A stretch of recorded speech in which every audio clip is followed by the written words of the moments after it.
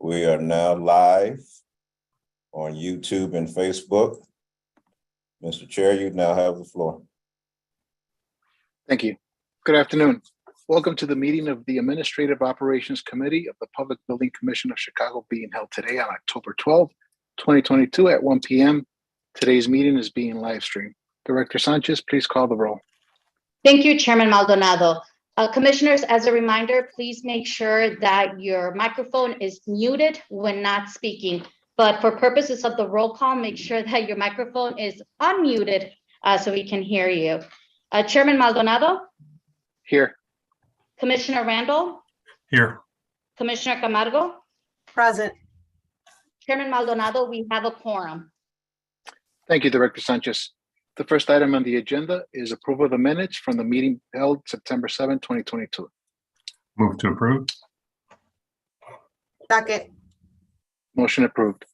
The next item on the agenda is public participation in accordance with the Open Meetings Act. Registered speakers will be allowed 2 minutes to provide comments. We currently have no registered speakers. Thank you. Next item on the agenda is report by Executive Director Karina Sanchez. Thank you, Chairman Maldonado, and good afternoon to everyone. The PBC invited all contractors to bid on the contract for the Works Progress Administration Street Reconstruction Project on Medill Avenue. The project consists of street reconstruction, including full-depth pavement reconstruction on West Medill Avenue between North Oak Park Avenue and North Normandy Avenue. We hosted pre-bid and technical review meetings. 3 bids were received, and we are anticipating an award recommendation at our annual board meeting tomorrow. Mr. Chairman, that is all that I have. Thank you, Director Sanchez. Is there a motion to accept the reports provided by the Executive Director? To accept the report. Second. Yes. Oh. Report exists accepted. Chairman Maldonado, I have 2 more items to report on. Oh, I'm sorry. Oh, it's okay. The second report is regarding the PBC employee handbook. I wanted to inform everyone that we have updated our employee handbook to include changes to align with Illinois law and Chicago and Cook County ordinances. To keep the PBC's policies current, we are reissuing the entire handbook to incorporate changes with new and amended employment-related laws as reviewed by legal counsel. The most significant changes were made to the anti-harassment policy. By reissuing the entire booklet, we will keep staff informed of changes, and they will have one place to review all of the current policies in our electronic payroll system. I believe as well that there was a memo provided to you all in our link yesterday that kind of lists all of those various updates and changes that we've done. And the third item that I have to report on is a budget introduction. I just wanted to remind everyone that as a public developer, we are entrusted with the public resources, and we understand the importance of this responsibility. For that reason, we have the highest level of accountability and transparency in managing and reporting how we spend taxpayer-supported dollars. Today, we are presenting 2 budgets: the proposed 2023 Daily Center operating and capital budget and the proposed 2023 PBC administrative budget.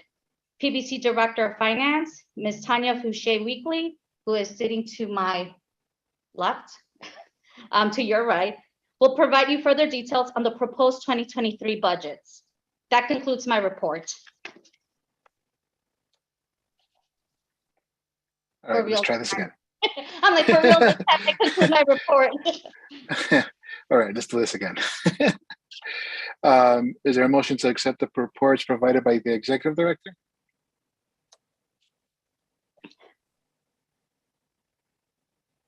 Is there a motion? So moved. Second. All right. Okay, motion. Report is accepted. Next item on the agenda is report by the Director of Finance, Tanya Fouché-Weekly. Good afternoon, commissioners. New year, new things, new glasses. So, good afternoon. I am going to present 2 reports to you today. First, we will be starting off with our 2023 PBC administrative budget. I want to start off with stating that, as you are aware, what our resources are projected from our administrative fees in our that are generated from our work in place. We're going to go to page 1 on the screen where we're going to talk about our WIP forecast. So the PBC, we forecast our WIP based off on the estimated of upcoming work in place that we will have throughout the year. On this chart that we are depicting, we're showing a view of our actual and anticipated WIP for a 6-year period. This chart will show that the validity of our WIP that has occurred over the 6-year period. During the period of time of 2019 through 2020, the PBC actual work in place was 224 million and 251 million respectively. This WIP was largely generated from the 2019 CPS Capital Improvement Program. As that has grown and aged and reached completion, we have saw a drastic decrease in our WIP over the period of 2021, where actual work in place decreased to 95 million. And similarly, what we are projecting for 2022 and 2023 are a WIP of 103 and 111 million respectively. CPS has historically been our largest client for over 25 years. Next page. Currently, as you can see, there hasn't been any significant announcements, our WIP has decreased over the time, and they are no longer really our largest client who have sustained our WIP over the 25 years. And so we are now at a place where our planned WIP for 2024 is $40 million. Next page. As you may recall from my 2022 budget presentation, I discussed the steps PBC had taken from the periods of 2017 through 2019 to establish reserves in order to ensure maintaining a stable resource flow and afford PBC's continued administrative workflows while fluctuating work in place over the years. This was successful. However, last year we did report that in the event the current WIP levels did not change within 2022, the PBC surplus generated over those past few years will be used to offset the deficit, and that it would be exhausted within the 2022 budgeted year.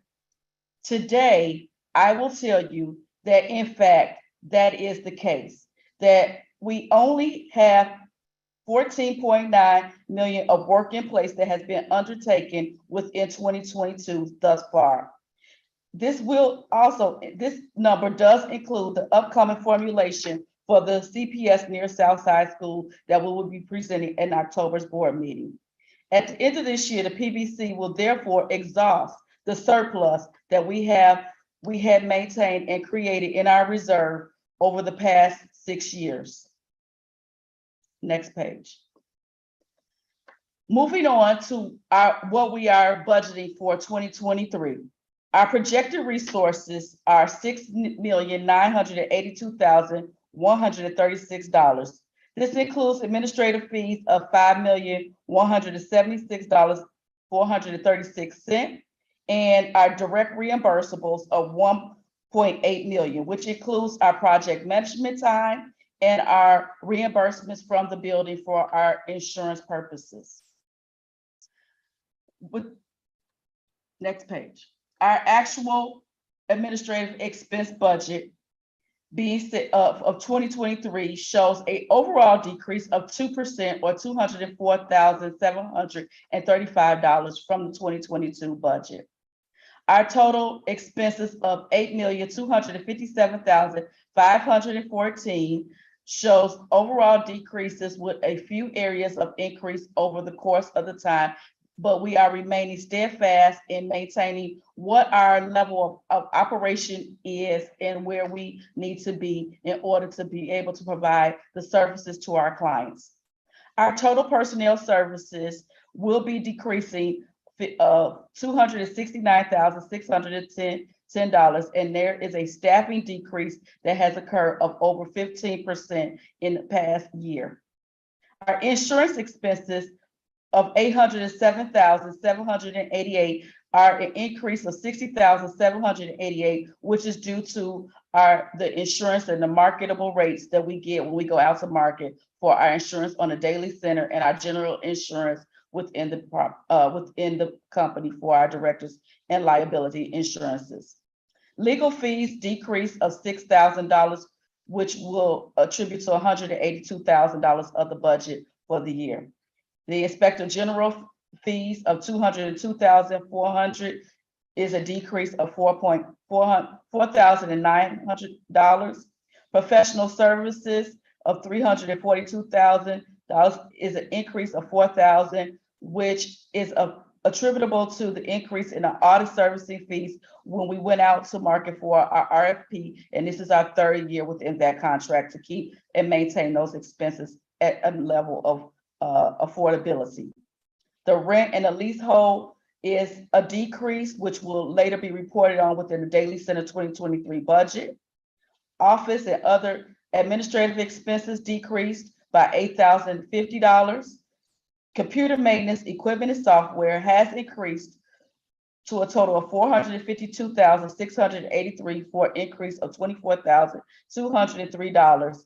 This increase is attributable to our continued increase for our e-builder services. Our contingency, there is no change. Based on this budget that I am presenting to you today, our 2023 administrative expenses will exceed our resources by $1.5 million in the year. This concludes my report on the 2023 administrative budget. Thank you, Ms. Fauché Weekly. I'm sorry. Oh, no, I was gonna go into the Daily. Oh, I'm sorry. Second report. Okay. Gotcha. My second report for you today is for the 2023 operating and capital budget for the Richard J. Daly Center. We are pleased to present it in conjunction with MB Real Estate Services. The overall operating goals for the RJ Daly Center continue to be to ensure the security and health safety of all building occupants, pursue new renewable energy measures, and bolster building safety and emergency preparedness. One of the primary operating goals for the 2023 is the procurement of tenancy for the retail space on a concourse level. The building is in a lease negotiation at this time with an MBE coffee shop to replace Starbucks.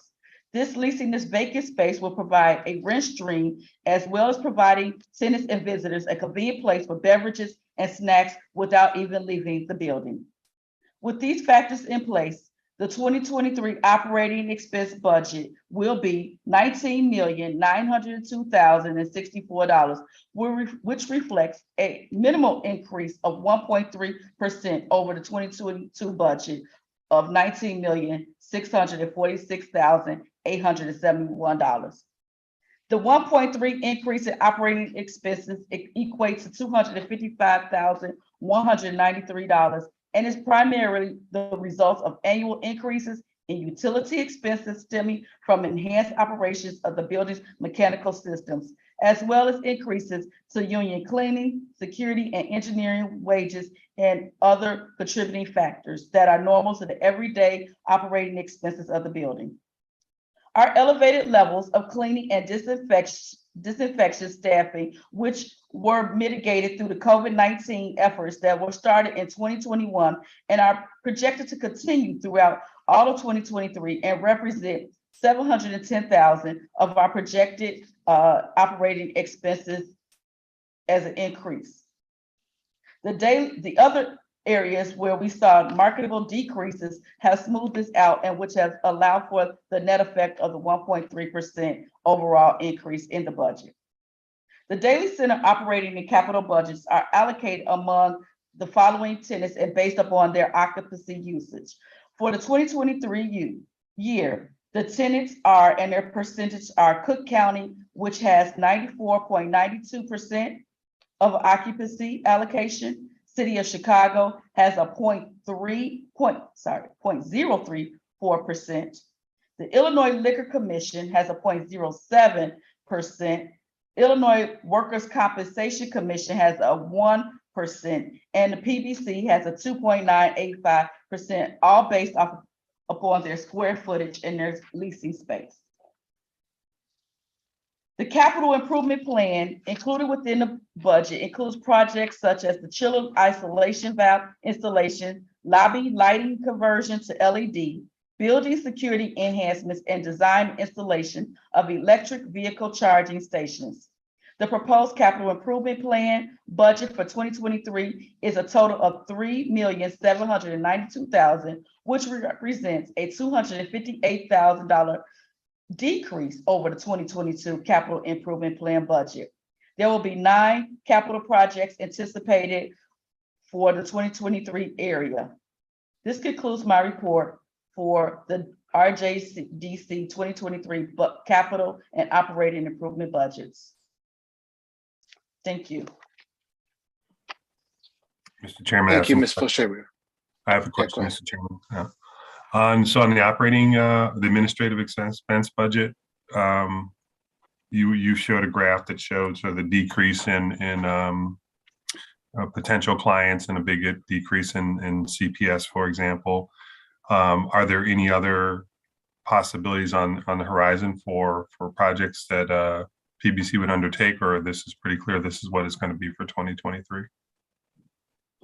So based off of where we are as of today, there are some of the projects are still in formulation, but we don't have, like the near south side is a formulation, which we anticipate will roll into a full undertaking over the next 2 years or so, but we are just there. We've also had an undertaking from CPS for formulation, which will potentially, and for their fiscal year 2023 energy and efficiency formulation. So those 3 projects this year were formulation only. So they are relatively for us to get started in the planning. If they do, move forward, and the budgets will definitely increase and add further undertaking to our proposed for the 2023. We also have CDOT where we're at some formulation, and that there's potential for that. But what we can say to date,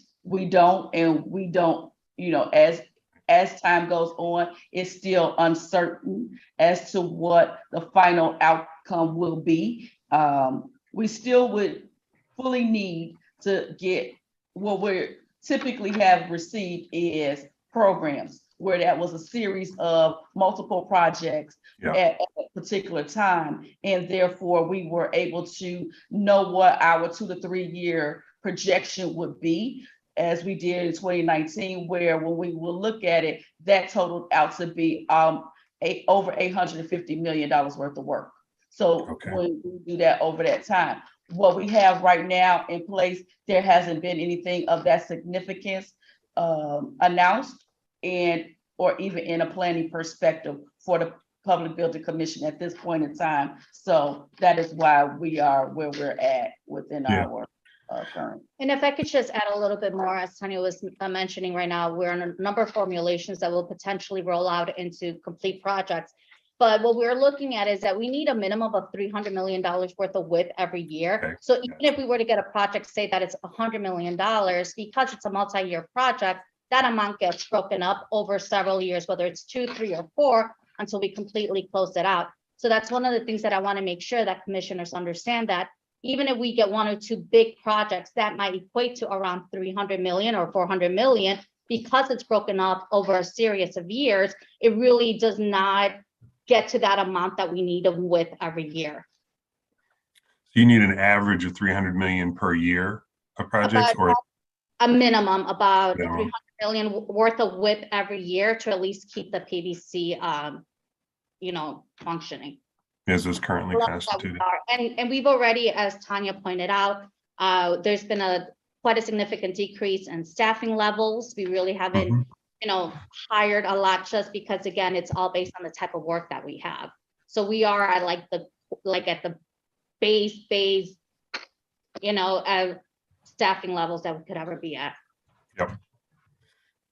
Okay, thank you. Thank you both. Okay, is there a motion to accept the reports? So moved. Second. Reports are accepted. Next item on the agenda is report by Director of Procurement, James Borkman. Good afternoon, Commissioners. I hope you enjoyed the extra day on the weekend. I have two very brief reports for you as compared to last month. So looking forward to this going much more quickly. The first is the task order awards for specialty consultant services. I have 8 task orders that were issued since our previous report. The first is for DET Elementary School Annex Project. This is environmental engineering services provided by Environmental Design International, Inc. That's an MBE and WBE firm in the amount of $124,920. The next task order is for the Pershing Road Center Building Upgrades Project. This was environmental renovation demolition services provided by Carnell Conabear and Associates, a WBE firm. That was in the amount of $69,408. The next project is Sauganash Elementary School Annex. Again, environmental renovation and demolition services provided by Carnell Conabear and Associates, a WBE firm, in the amount of $276,591.20. The next project is the 25th Street Police Station and Area 5 Garage. This is environmental renovation and demolition services provided by Specialty Consulting, Inc., another MBE firm, in the total amount of $61,620 even. The next project is the Central Hearing Facility Project. That is environmental renovation and demolition services being provided by Verde 2 Environmental Solutions. That's in the amount of $74,502 even. The next project is Decatur Classical Elementary School Annex and Renovation. This is construction material testing and inspection services provided by Intera Inc., an NBE firm, in the amount of $2,871. Next, we have Reed Dunning School, previously known or now known as the Taft Freshman Academy, for geotechnical investigation services provided by GSG Consultants, Inc., an MBE firm, for $16,488 even. And last, we have the DET Elementary School Annex. And this was surveyor services provided by DB Sterling Consultants, an MBE firm, for $28,500. And that concludes my task order report. Are there any questions on the task order report? No questions, but I'd like to recuse myself from the Verde 2 Environmental Solutions and Intera Inc. task orders. Thank you, Commissioner Camargo. We'll make sure to note that in the minutes. And my last report is the PBC's amendment report. We only have one amendment this month, and this is to Synapse. They provide our IT services, and we're going to revise their compensation of the consultant. It won't change the term, and it won't change the current authority that we have. We would just like to revise the actual compensation calculation. And that's the conclusion of both of my reports. All right, move to accept the report. Second. Report is accepted. Next item on the agenda is report by Chief Development Officer Ray Gooderoff. Good afternoon, Chairman and Commissioners. Good to see all of you. PBC doesn't have any current change orders to report this cycle. The single field order that's on the agenda is for the Sauganash Elementary School Annex 2 and renovation project, and that's below the threshold for our reporting. So that concludes my report for this afternoon, unless there are specific questions about any of our current work. Is there a motion to accept? So moved. Second. Report is accepted. Is there a motion to adjourn? So moved. Second.